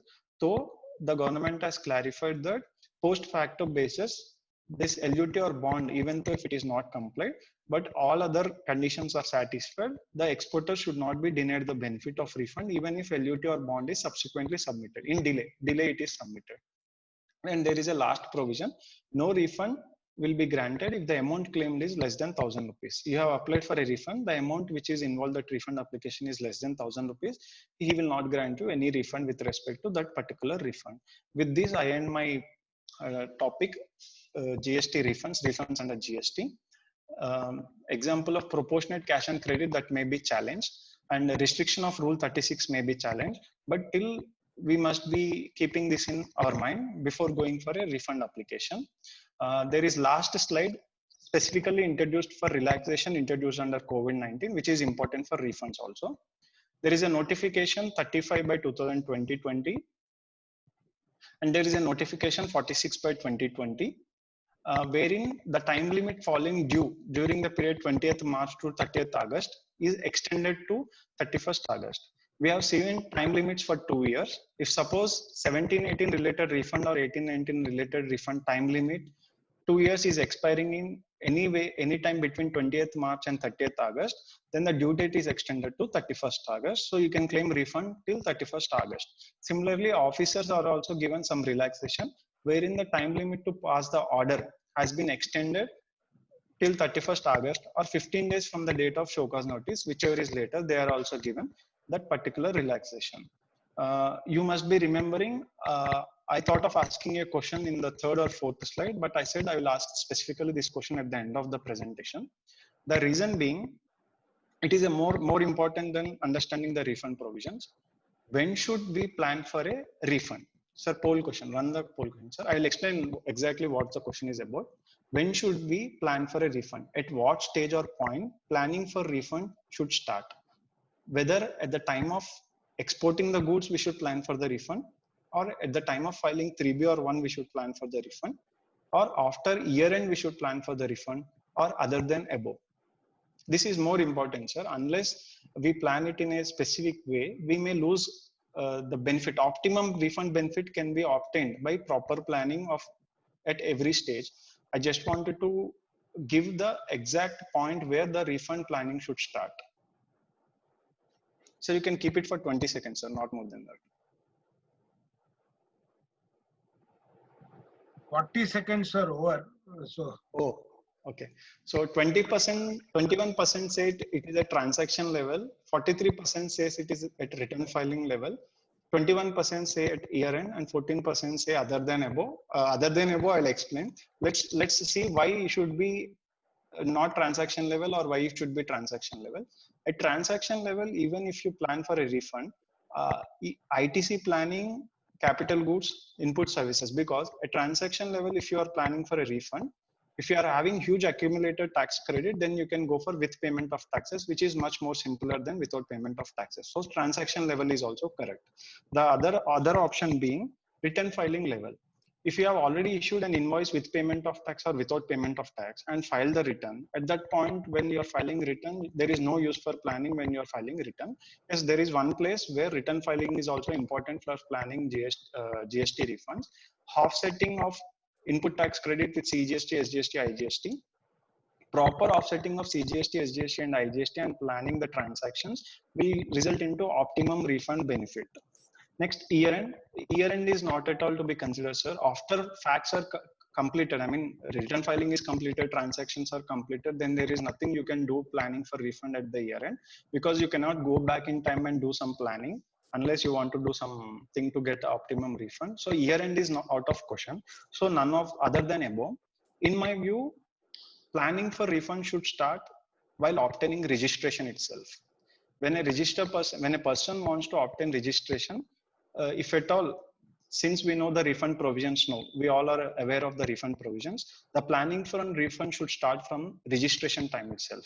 Because if a person is doing multiple businesses for which refund claim can be filed under different categories, and the amount of refund involved is huge in each category, and because of taking separate registration, if there is possibility of optimization of refund amount, maximum refund, so there is some complaints cost or burden on us, it is better to have two registrations and take the maximum benefit of refund. It is legal also. So that's how. So at the registration level itself, we should plan for the refund application. If there is huge amount involvement, if it is not huge amount involved, then it's better we go with normal planning for that refund. With this, I end my presentation.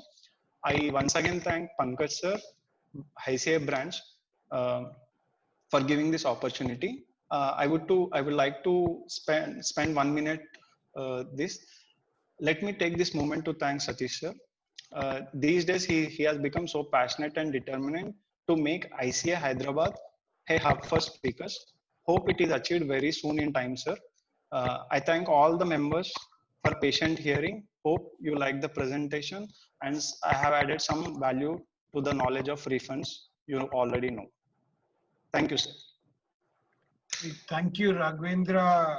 I was really impressed by the way you have presented, and frankly, not only you, every speaker who is selected by Satish, I'm talking about not the season, you're definitely a seasoned speaker. You had already taken session, but many of the students who have come to the session for the first time, the efforts they have put in, to understand the subject, the efforts they have put in to explain, going into the detailed concepts and all. I don't know how much people like us have understood and all. I can't comment on that. But one thing which is very definite is that we are able to see some 15 to 20 people who are passionate about sharing their GST knowledge, Yes, and yes. trying to go into detail and explaining it, which itself is a great fact. And I really credit Satish Saraf for getting such people. I have been seeing Satish from last at least 15 years. Whatever work he does it with passion. and it's nice that people of his passion are coming out. It's a very good thing. I think So, Radhika Verma, if she's there, before yeah. putting Radhika ji onto the presentation, I would like to thank her. On Sunday morning, I have sent her the presentation. Though it was Sunday, she has gone through the entire presentation and she has given me so many value addition points. That refund formula, which I explained, the example that was inserted in my slide, it was only because of her. And I feel without that example, the presentation was incomplete. I also thank the guidance that is provided by Radhika Verma. If that example or that formula was not there in my slide, it was no use for that particular category of refund application. So I thank Radhika ji for helping me out in coming up with a good presentation. Thank you, Radhika ji. Thank you. So, Satish bhai, your comments and mute. Radhika has come. So, Radhika, welcome. Raghavendra has just completed his presentation, and there is a massive thanksgiving to you. He has clearly said that it was you who gave him a lot of inputs to make his presentation beautiful. So, thank you. And now over to you or Satish bhai, whoever wants to take it up. Yeah. So, at the outset, I think Raghavendra, I must congratulate you for a fantastic presentation which you have given. Thank you. And I would say that when I started presenting at ICI or these forums, I do not think I had this kind of confidence which you all have. And I am tremendously happy that Satish ji has picked and chosen beautiful speakers and speakers appropriate and apt to the topic. That is very, very important. Picking up a speaker who can talk on a particular topic is very important. And I congratulate Satish bhai and Pankaj ji for their efforts in this. And apart from that, I would thank you for giving me an opportunity to mentor you. So definitely it's a pleasure. And now after this, if there are any questions, I think Raghavendra, myself and Satish ji are happy to take them. That's what I think. Satish ji, anything else? It's mute. It's mute. I don't have anything other than to share, and I think we have 4 questions here. Let us Raghavendra try to answer these. Then, if he's unable, then we will help him. Yes, sir. Yes, sir. In case of exports, first question is from Siddharth Mantri. In case of exports, in which case LUT is to be filed and when bond is to be filed for claiming refund? Yeah, I will give this thing. If I'm wrong, let Radhika and Satish sir correct me. In case of exports, we are primarily given 2 options. One is you can go for LUT bond or you can go without LUT and bond and export. It's up to us which option we need to choose. But while choosing this option, take into consideration the accumulated amount of ITC, the restrictions that are placed under both the categories, and calculate the maximum output refund that you can get and then choose the option. And for LUT, there is a restriction. The person should have not been prosecuted. For execution of bond, there is a concept of bank guarantee which must be given. LUT is extended to everyone except for those who are prosecuted under the earlier laws or the current law. So even this point, whether you want to go with LUT or without LUT, must also be factored. I mean, the planning for refund is done even before the transaction is happening. That's what I was adding it. The planning should start from the day one, from the day of registration, and whether you should also calculate whether you want to go for LUT or not also. Radhika, if you want to add something. No, it's fine. I think that's a perfect answer. Yeah, perfect answer. Next question also from Siddharth Mantri. He asked this, can you explain turnover of zero rated supply of services formula once again? Okay, let us keep it simple. You prepare a list of export turnover that is done by you from the day one till date. You take 2 columns in your Excel. Year of raising of invoice, year of receipt of money. You prepare 2 columns. When in the year in which these 2 columns are filled, that is the year in which that particular invoice should be considered as export turnover for that particular year. Say, like example, you have started preparing the Excel. You have raised an invoice in 17-18. In column number 1, you will write financial invoice is received or not in 17-18, you will tick it. In receipt is done in 18-19, the second column is filled in 18-19 financial year, and these two columns are checked in the year 18-19. Then this particular invoice will be added for zero rated supply of service turnover in 18-19. That's how it should be worked out, if you want to make it a mathematical way. Next regular question, every day we'll get one question from Chandrasekhar Vemula. Today also we have one question from him. It is good that getting questions from Chandrasekhar Vemula, and they are very much practical oriented. If the ASSI is dealing in different types of goods, wherein one of the product is of the nature of inverted duty structure, how he will claim the refund of ITC relating to the inverted duty structure inputs? Yeah, so there is enough formula. You need to identify the inputs which are utilized for inverted duty items and those items which are utilized for other than inverted duty structure. You need to divide your turnover it into other than inverted duty structure and inverted duty structure, and then there is a formula. You put the inputs in that formula and you will get the refund. And if at all both the businesses are substantial, it is better he go for separate registrations and maintain separate records. Separate refund claims can be filed. Next question is from Swati Madam. She wants to know, can we take multiple registration in the same location and same PAN, as just told that for ease of refund we should have multiple registrations? Initially for registration, there was multiple registration concept for different segments of the business. If you have business verticals. But later the government has come up with the concept, if he is having a different premises, he can go for different businesses. In my example, in case of registration, if there is a separate premises for normal supplies and separate premises for zero rated area, though it looks odd to tell, but if at all the refund amount involved is huge, it's better you have a separate office for it also. The planning, so the concept what I told, the planning should be at the point of registration. It has went more further. Now at the point of planning for your office also more important. If you are having a substantial refund claim, there is nothing wrong in having separate premises also. So it may look odd. It looks odd, but if the amount is huge, yes, you should do it.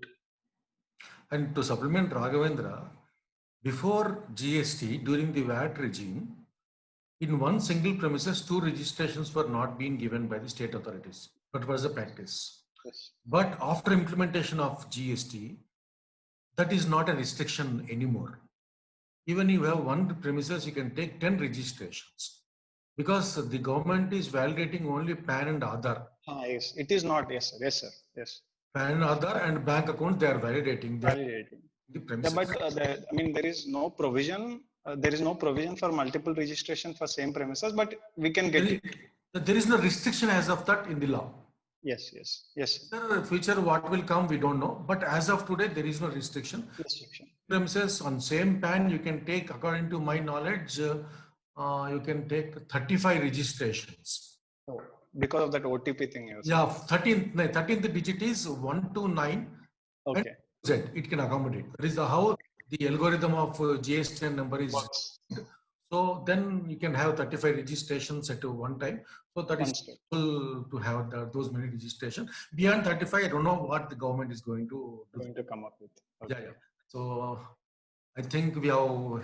Can I add a few points if the questions are done? Yeah, questions are done. So I would like to add a few points here based on what certain points I've taken from how Raghavendra has also taken the presentation, and things which I would like to conceptually emphasize on. Now, one very important thing which Raghavendra brought out during his presentation was that it is not possible for you to take refund of capital goods.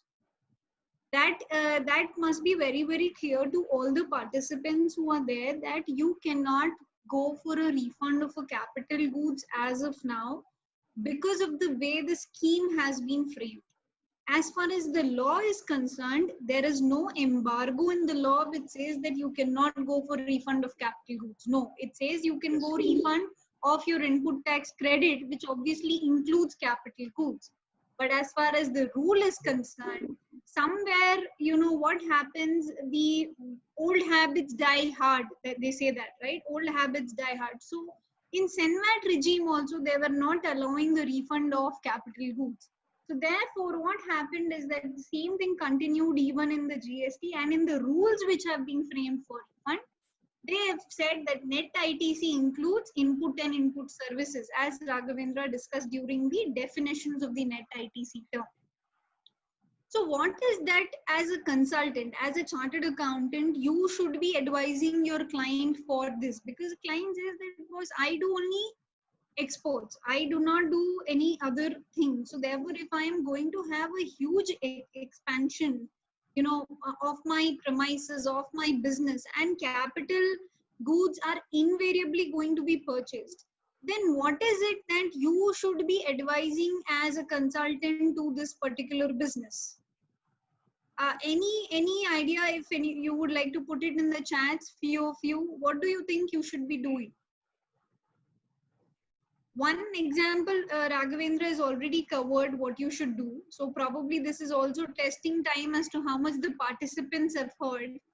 So one, he has said during his presentation also what you can do. So participants, anything, any idea how you would claim the refund of the capital goods?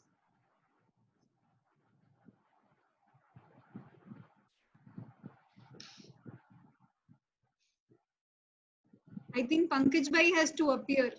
Then the answers will come. Because as of now, no answers are coming. Because Radhika, you are there, no one will answer when you are there because they all want you to answer. I think Harikishan Bhai wanted to talk here. Something maybe he wants to add. Yes, something. yes. Raise it down his hands. Don't worry. Right. Okay, one question. Question is, answer is export with payment. Okay, yes. So now people Yes, say, that I is told you, Pankaj Bhai, the moment you come on the screen, we got the I'm answer. telling you, the effect is such that the answers will start coming. Batsmen should come on the pitch. Yeah. Okay. Exports with payment, provisions of law prevail over the rules. Okay, fine. Yes. So very well told Keshav and Ramakrishna. And this is what precisely, Raghavendra hinted during his presentation, that you should go for export with payment of taxes where you want the refund of capital goods. But what is happening is that export with payment of taxes, when you go for refund for export of services, again the officers will come back to you and say that, look, you are not entitled to pay using capital goods. The same old story starts. As I told you, old habit die hard. Second, people who are telling me that provisions of law prevail over rules. See, now we have to, as a chartered accountant, give a solution to the client where he has approached, again, as was discussed, before the transaction has happened. After transaction has happened and he has come to you, there is nothing that you as a chartered accountant can do. But yes, if you are a retainer, if you are approached by the client as to what is the solution, going to the provisions of the law. See, the provisions of the law can be struck down only by the courts. It can only be struck down either by the High Court or the Supreme Court. So that means your working capital is getting blocked for so much of time. So another option which you have to think out of GST is to go for an export promotion of capital goods. There is something called as EPCG scheme under the foreign trade policies. So therefore, in those circumstances, you should see if you can plan for an export promotion of capital goods, and whether if that happens, then in that way you can import the capital goods or purchase the capital goods even without payment of GST. Second thing is that you may say that, okay, if I purchase these goods without payment of IGST, is there any restriction in the law? Earlier, there was restriction under the law in the rule 9610, where you did export with payment of taxes subsequently, that you cannot go for this option. But now the government has removed even that restriction, so you can go for that option. Therefore, first, check whether EPCG scheme is available. If EPCG scheme under the foreign trade policy is available, then go for that option. Otherwise, try to go for export with payment of taxes in those cases. But yet another thing you should remember, that you cannot go for export with payment of taxes and export without payment of taxes for the same period. It is not allowed. You can go only for one particular tax period. One thing I want to add, Yes. Yes. though it is a bit odd to think like this, but I just want to say, if the amount of ITC involved on capital goods is huge, and if you are not able to approach for a export promotion scheme, can we plan something like we can have a subsidiary or holding company which purchases the capital goods and gives it on rent to the exporting company? It comes under import services, so thereby he is eligible for refund. Definitely you can plan in that way, but I think there are other issues also which you will have, because floating another entity merely for the purposes of renting out. Only if the amount is huge. Only if the amount is huge. Because yeah, you can think of that option, but I would really not recommend that, because renting of goods again in GST is a very, very big litigation which is there. I don't want to get into that aspect right now, as that is not the topic, but yes, can be thought about. No second thought about it. So these are various options which you need to do, which we can plan for. Yes. For the client as an advisor, right? So that was one important thing. And second thing which I wanted to emphasize was on the concept of unjust enrichment. This is very, very important. Unjust enrichment concept is very much important for a person going for refunds under GST. An unjust enrichment concept basically means to say that you cannot be benefited at the loss of the other party. An example was given by Raghavendra in his slide, wherein he said that there is a 18% GST which has been collected by me from my foreign customer. Can I go for refund of this GST as well, although I have collected it from the customer? There slightly, Raghavendra, I will differ on an opinion. As far as the principle is concerned, absolutely, that is the principle. If you have collected something from a customer, you cannot go and ask for refund. But yet again, there are a lot of court judgments and the settled principle in the indirect tax law that unjust enrichment is possible in case of only export transactions. So where your customer is outside of the country and you have collected GST, the customer has paid it without any issues, you can still go for an refund of it. There the unjust enrichment concept will not apply. But in all other cases, unjust enrichment is one concept which is very, very important for you to look into from the perspective of any refund application. So these are the two important points which I would wanted to highlight. And apart from that, as you brought out the Master Circular of 120 of 2019, dated 18th November 2019. So that is very, very crucial, because that is the Master Circular on refunds as on date, and it clarifies a lot of issues on refunds. And one important thing which the government is now clear practically, if you ask, is that if anything is not coming in your GSTR 2A, then you will not get refund of it. Come what may. You may have an invoice copy, you may have made the payment from the bank, but no, you will not get the refund of it because of the fact that it is not coming in your GSTR 2A. So wherever your clients are in refund, ensure that you are doing the 2A versus your purchase register mapping on a regular basis. That is again very important. And last point which I would like to clarify is that we took up, Raghavendra in a session took up a refund where you make supply to SEZ. Please make it very clear. I know I'm being giving a spoon feeding kind of a thing, but I'm again telling you that it is allowed for a person who is giving the services or giving the goods for SEZ. And SEZ is not allowed in GST provision to claim any refund. It is not allowed. Refund under GST cannot be claimed by an SEZ unit because SEZ receives all the services itself, which are zero rated supplies. So in fact, one such person I came across who bought me a refund order from the government, where he, being an SEZ unit, went ahead, took the refund from the government, And he's happy about it. He's going gaga about it that yes, I got the refund. I said, don't worry, they will recover it from you with interest. They will recover it. So if any of you are into consultancy here also, please be careful. Even in GST audit, please be very careful for SEZ units. Refunds are not allowed as per the law. So these are the things I thought Pankaj Bhai and Raghavendra that I would add from my end to the presentation. But otherwise, I think kudos to you. You've covered almost everything required under the law. Yeah. Thank you, Radhika. Over to you, sir. Yeah. Thank you, Raghavendra and Radhika. Yes. Now it is true that GSTN site is ruling over the act and rules. Let us hope the real picture will come when the act and rules will prevail over GSTN site. Let us hope for that. So Pankaj Bhai, we came to the end of the session. So Yes, Satish Bhai, the definitely. rituals. Raghavendra, I just wanted to say thank you with this small thing.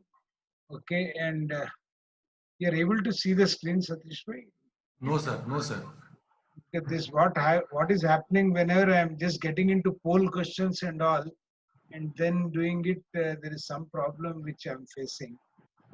Sir, without problem, there is nothing in life. Yes, sir. I also got it just now. Okay, so Nice. 1 second. What happened with every poll, there is a screen being opened, and I finally, when it comes to it, I keep on ending so many. Now somewhere it gets stuck up also. I think.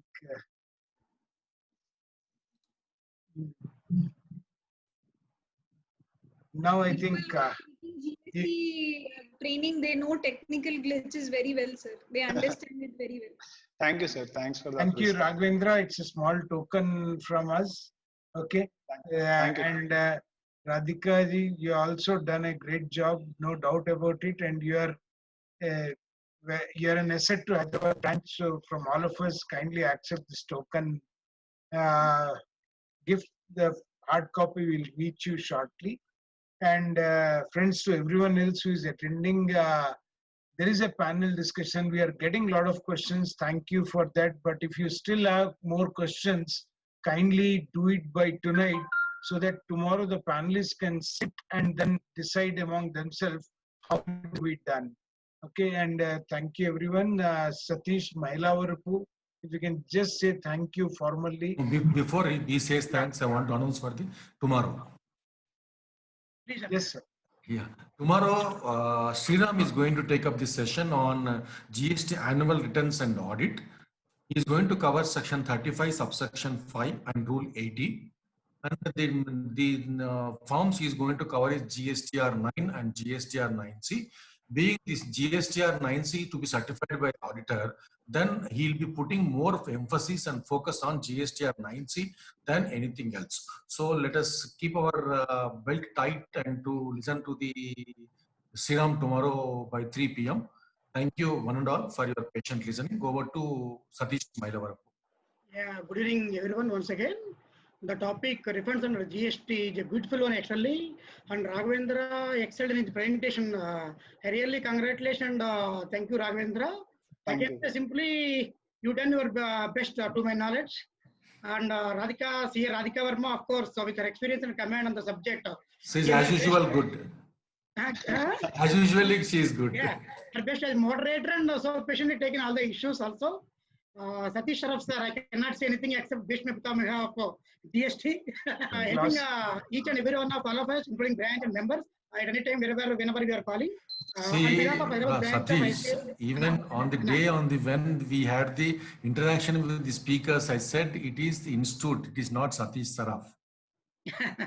And I say all chartered accountants are my brothers and sisters, and institute is my mother. Thank you, Anna. That is your goodness. For my mother and my brothers and sisters, there is nothing. No, I does not require any recognition for this. I am performing my duty. On behalf of Hyderabad Thank you. branch, I once again sincerely thank all the three, Raghavendra, Radhika, and Satish Sharaf Garu, and of course my chairman and mentor, Pankaj Trivedi Garu, for giving this opportunity, and each and every one of the participants for their active role and in successfully conducting this program. Once again, thank you, and have a nice day to everyone. Thank you. Bye. Satish bhai, signing Satish off. Saraf. Signing off, Satish Saraf.